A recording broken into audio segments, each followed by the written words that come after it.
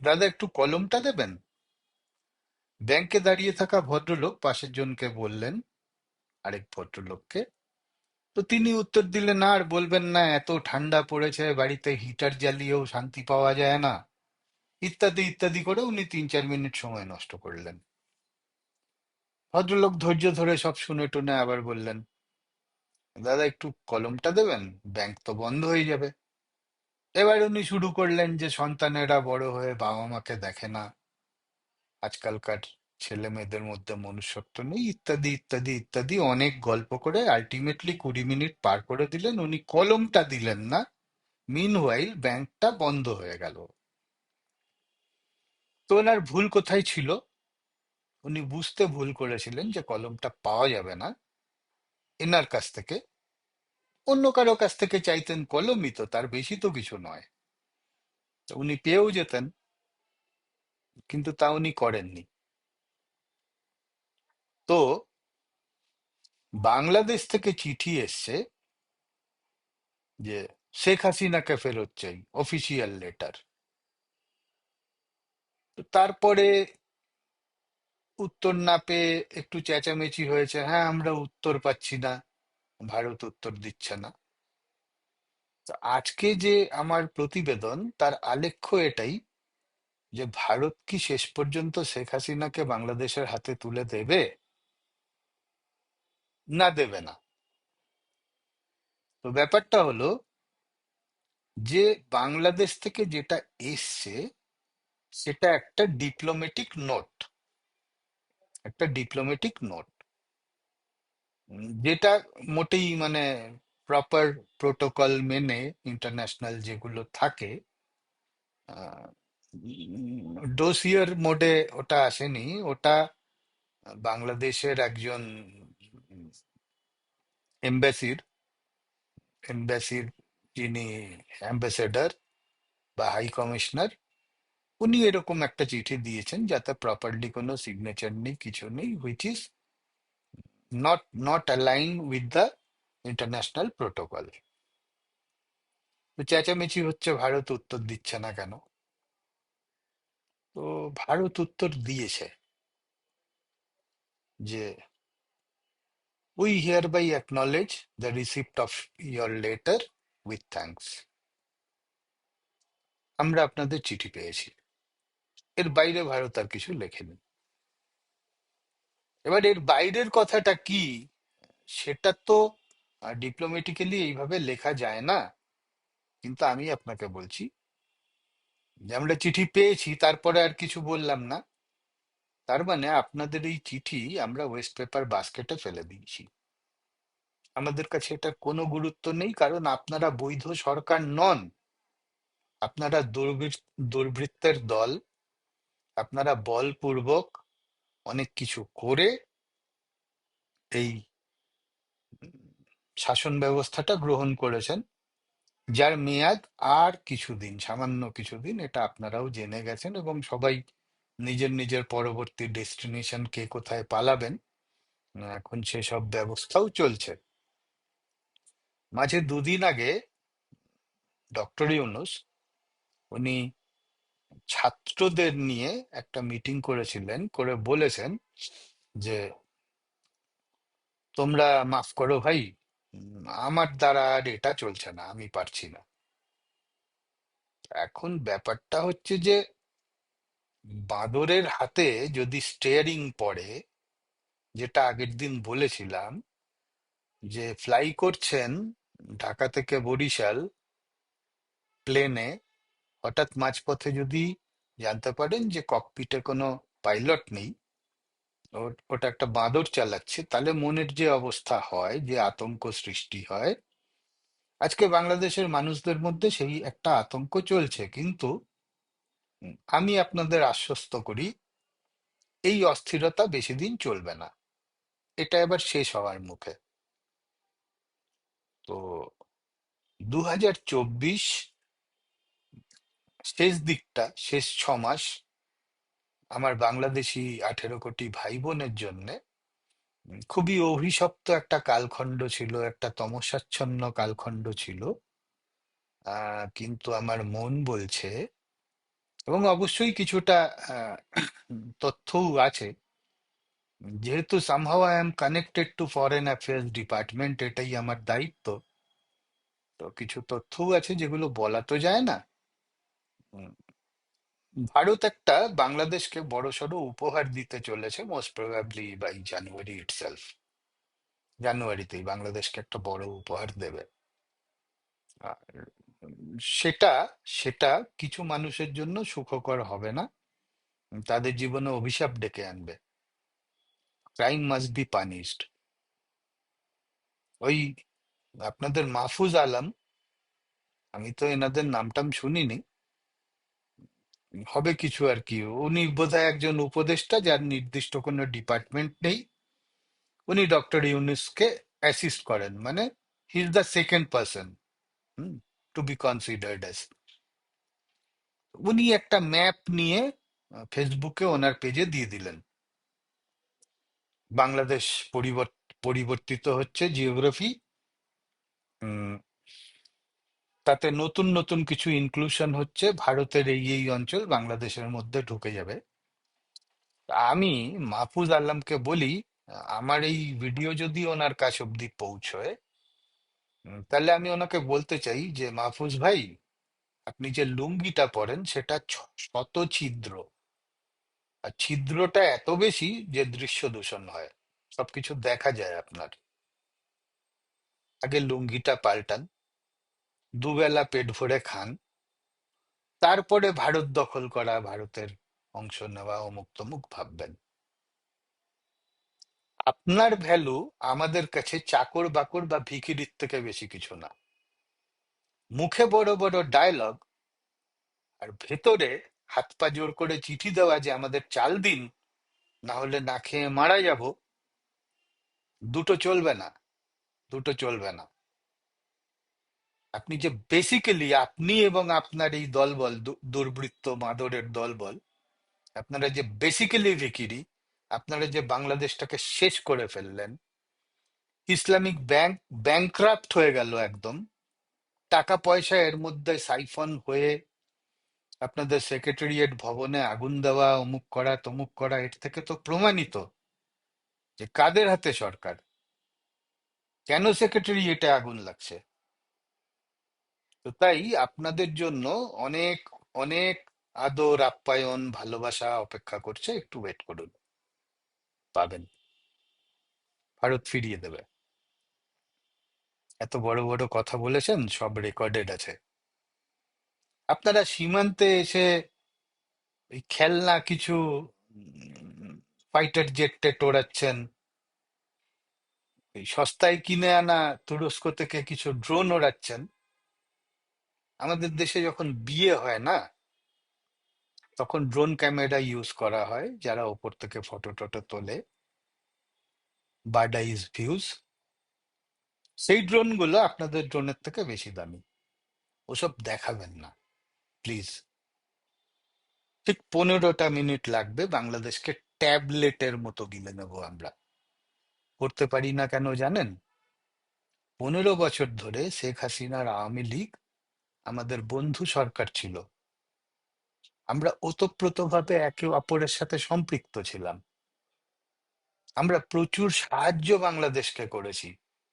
একটু কোভিডের এরাটা ভাবুন, যে সময় সারা পৃথিবী জুড়ে লোকজন, অসংখ্য লোকজন মারা যাচ্ছে, আমরা বাংলাদেশের পাশে দাঁড়িয়েছিলাম, আমরা ভ্যাকসিন দিয়েছিলাম, এবং ফ্রি অফ কস্ট। তাই বাংলাদেশের বহু মানুষের প্রাণ রক্ষা হয়েছে। এত অকৃতজ্ঞ হবেন না, এত অকৃতজ্ঞ হবেন না। পাকিস্তানকে বাবা বানিয়ে বসে আছেন, পাকিস্তান জানেন তো দুবেলা খেতে পায় না, সারা পৃথিবীতে ওরা ভিক্ষে করে। এমিরেটস থেকে চিঠি দিয়ে জানিয়েছে পাকিস্তানকে যে তোমাদের দেশ থেকে যদি কেউ আসে, তাকে কিন্তু চুরি করা আর ভিক্ষে করা বন্ধ করতে হবে।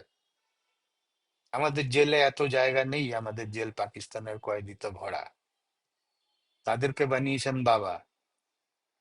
যে পাকিস্তানের সাথে যুদ্ধ করে বাংলাদেশ একটা স্বাধীন সার্বভৌম রাষ্ট্র হয়েছে, তো সেই বাংলাদেশকে আজকে আপনারা বাবা বানাচ্ছেন। আপনাদের লজ্জা শরম নেই। 30 লক্ষ হিন্দু ভাই বোনকে জবাই করেছিল আনসানারা। 4 লক্ষ মা বোনকে রেপ করেছিল।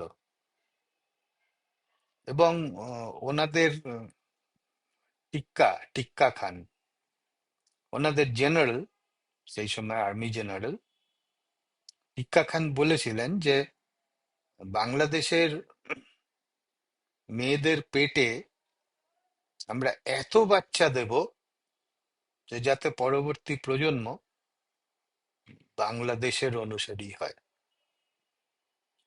তারই ফল কি আজকে দেখতে পাচ্ছি? আমার তো সেটাই মনে হচ্ছে, যে তাদের ঔরসে আপনাদের জন্ম, সেই খান সেনাদের। তাই সংযত হন, মার্জিত হন, রুচিশীল হন।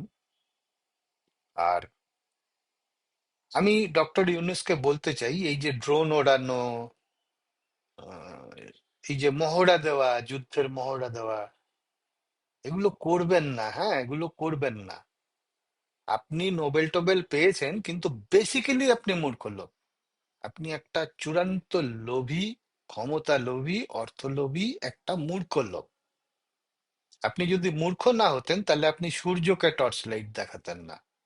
আপনার কি ধারণা নেই যে ভারত চাইলে কতক্ষণে বাংলাদেশকে গিলতে পারে?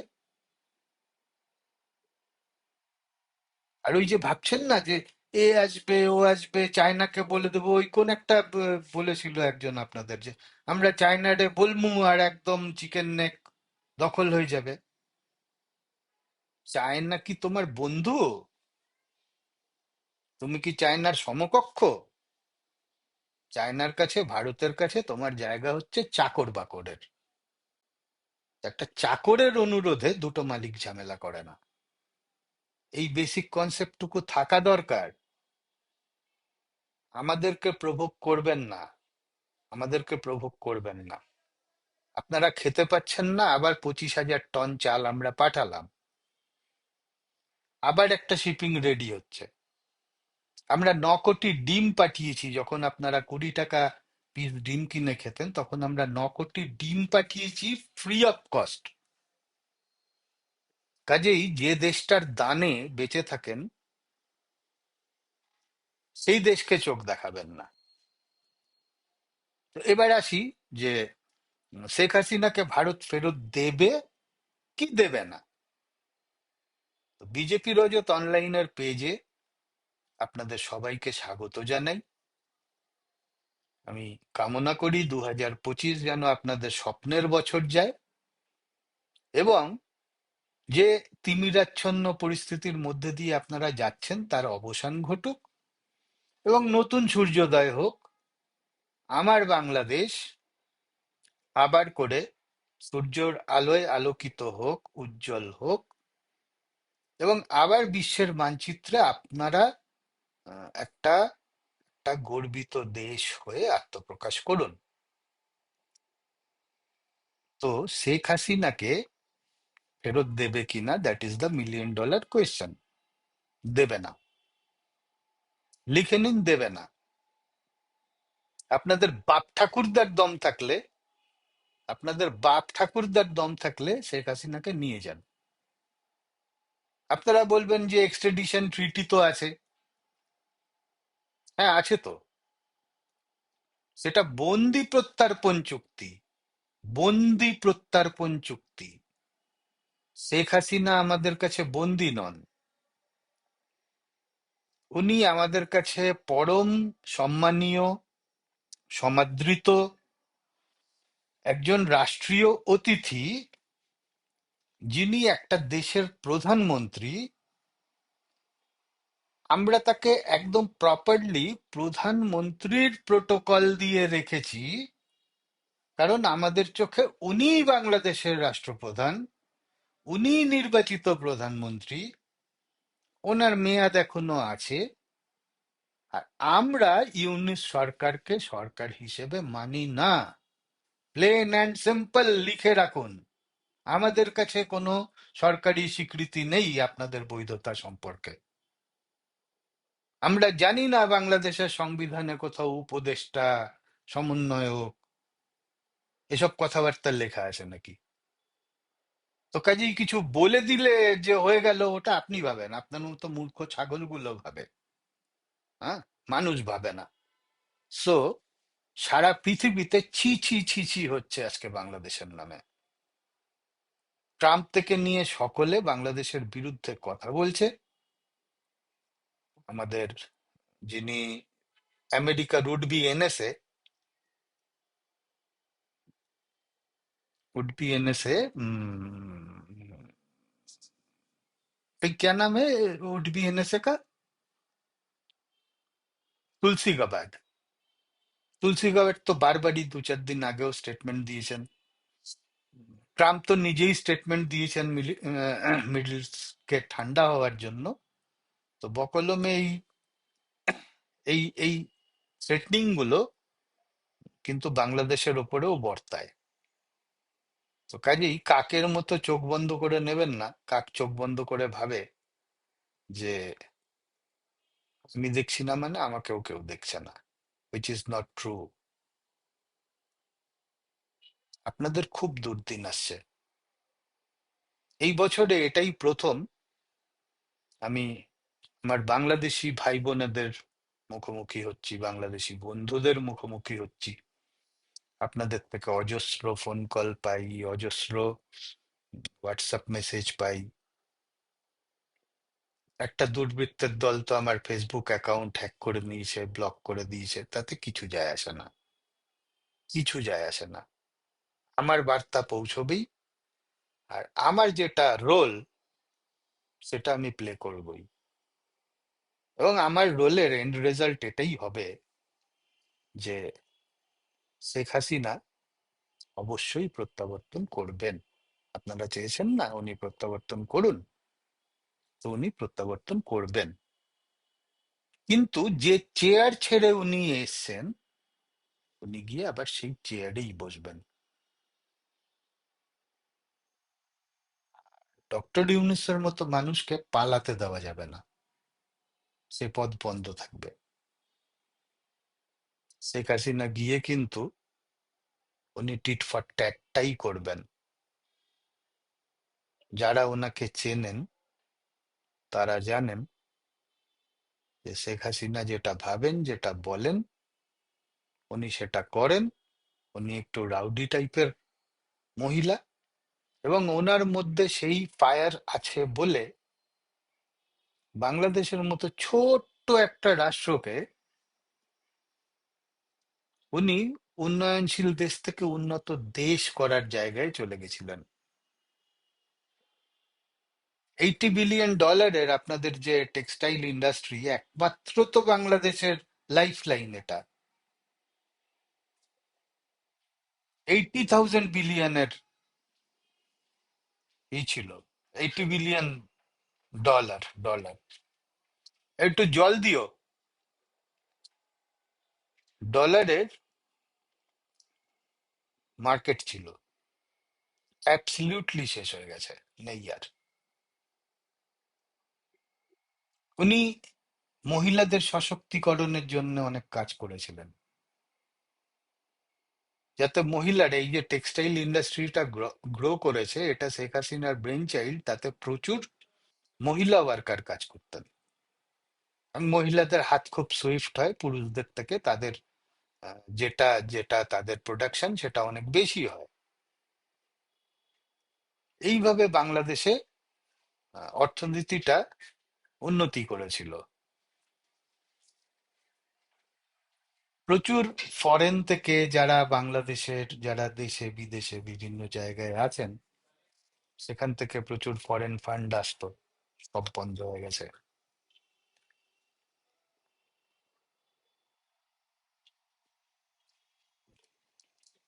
দেশটা আর কতদিন টিকে থাকবে? নেই তো, ফরেন ফান্ড নেই, আর ভিক্ষেও দিচ্ছে না কেউ। ডক্টর ইউনূস দুয়ারে দুয়ারে বাটি নিয়ে ঘুরছেন, কিন্তু ওনাকে কেউ ভিক্ষেটা দিচ্ছে না, দেবে না। আর ভারতকে যুদ্ধের হুমকি দেওয়া, বাংলাদেশের মতো দেশের সাথে ভারতকে যুদ্ধ করতে হয় না। ভারত জাস্ট এফএটিএফ এর গ্রে লিস্টে আপনাদের নামটা তুলে দেবে। এই যে বাড়াবাড়ি করছেন না, সব ভিডিও রেকর্ড হচ্ছে, সব ডকুমেন্টস রেকর্ড হচ্ছে। আমি রেকর্ড করি, আমি পাঠাই অথরিটিকে। তো এভরিথিং কাউন্টস। কয়েকটা পাগল, উন্মাদ, জেহাদি, তাদের উচ্চাকাঙ্ক্ষা মনস্কামনা পূরণ করার জন্য আমার 18 কোটি ভাই বোনের ভবিষ্যৎ অন্ধকারে যেতে চলেছে। আফগানিস্তান হয়ে যাবে, শরিয়া ল হয়ে যাবে। যেখানে শেখ হাসিনা মহিলা সশক্তিকরণ নিয়ে কাজ করেছেন, সেখানে আজকে শুনছি যে বুরখা, হিজাব এগুলো কম্পালসারি হয়ে গেছে। মহিলাদের শরীরের কোনো প্রত্যঙ্গ দেখা গেলে সেখানে আলকাতরা লাগিয়ে দেওয়া হচ্ছে। This are all very nonsense thoughts. Okay, এটা খুব ভুলভাল, এটা ঠিক হচ্ছে না। অ্যান্ড শেখ হাসিনা ফেরত না আসলে দেশটার কোনো ভবিষ্যৎ নেই। সনাতনীদের ওপরে যে অত্যাচার করা হচ্ছে,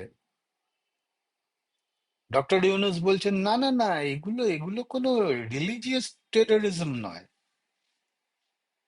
এগুলো রিলিজিয়াস টেরোরিজম নয়, এগুলো আপনারা বেশি করে বলছেন। এটা এটা পলিটিক্যাল একটা, বলতে পারেন আপনি, যে রাইভেলারি। আরে বাবা, পলিটিক্যাল রাইভেলারি যদি হয়, তো বাংলাদেশের 30% হিন্দু কমে গিয়ে তো আজকে 5-6%-এ দাঁড়িয়েছে।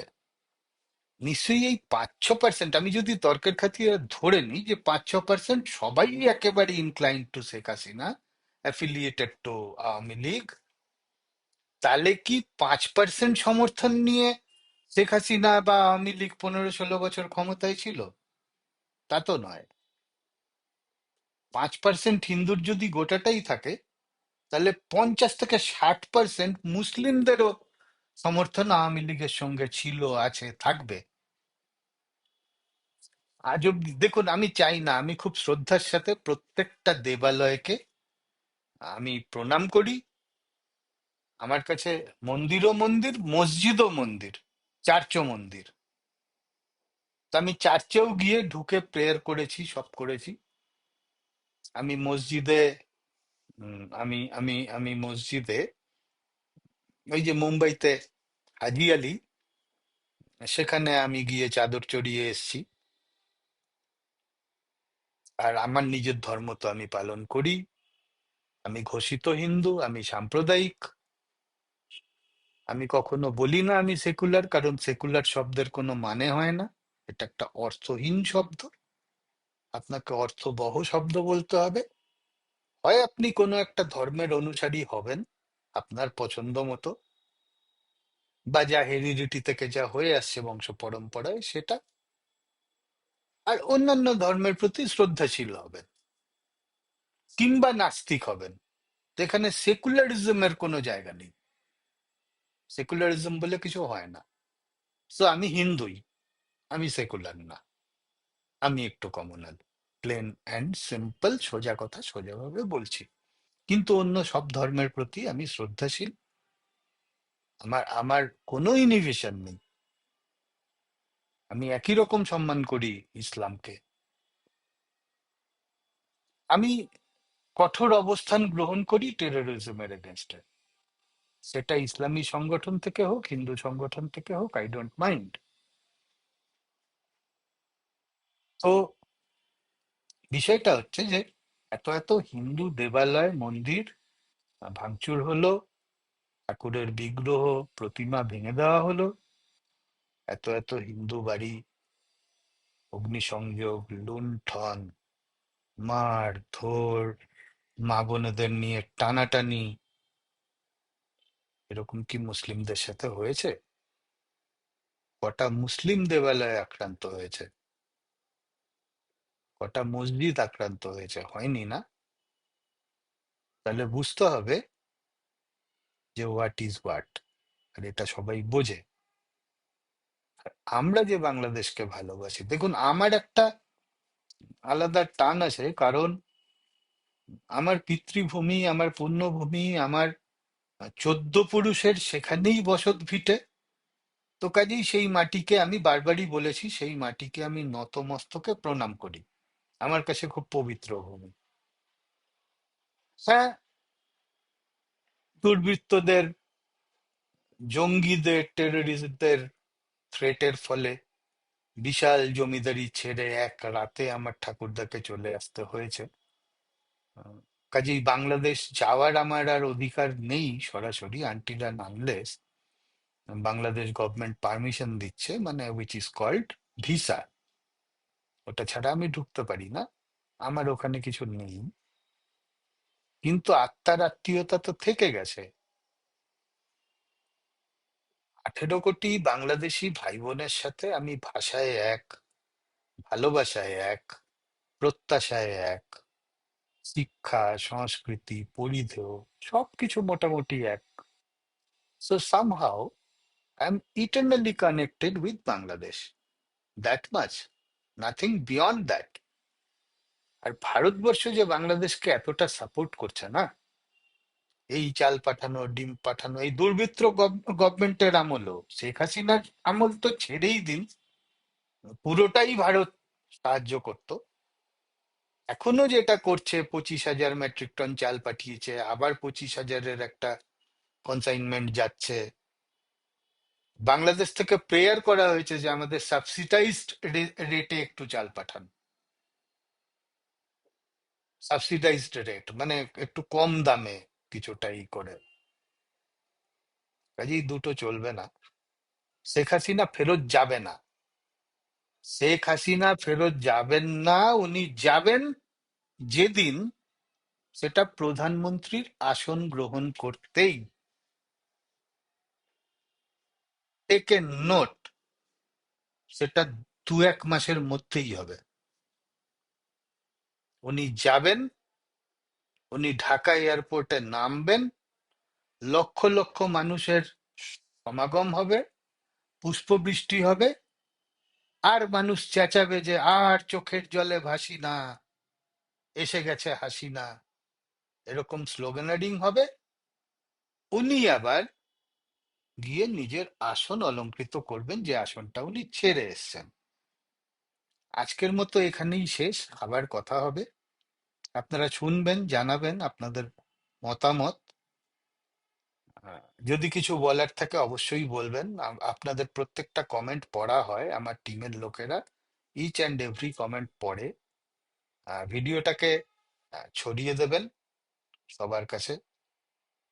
আর একদম শেষ করার আগে উপসংহারে বলি, ও মা, তোমার চরণ দুটি বক্ষে আমার ধরি, আমার এই দেশেতে জন্ম যেন এই দেশেতেই মরি।